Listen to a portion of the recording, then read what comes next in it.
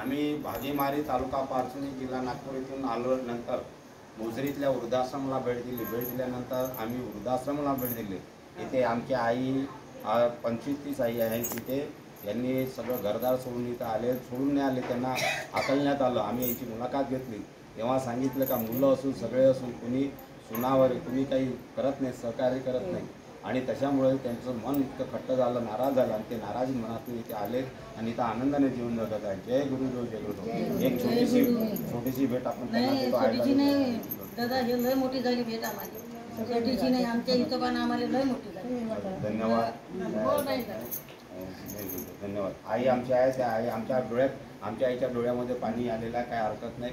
कारण की होतं कधी जे आपले जवळचे असते ते सोडून देतात आणि दुसरीने जेव्हा असं थोडंसं जरी प्रेम दिलं तर त्या प्रेमाच्या पोटी त्यांच्या डोळ्यात पाणी येते आणि त्यांना वाटते की ज्याला आपण 9 महिने पोटात ठेवलं, ज्याचं लहानाचं मोठं गेलं, त्यांनी आपल्याला एकदम सोडून दिलं, एक जनावरासारखं जोडून दिलं.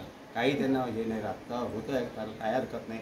आपण आम्ही म्हणजे परमेश्वर आपल्या पाठीशी आहे. तुम्ही चुकानं राहा, आम्ही मेलो तर चालते बाबा, पण तुम्ही चुकानं राहा, आमच्या भेटेली येत. बरोबर. धन्यवाद. बरोबर. गुरुदेव की जय.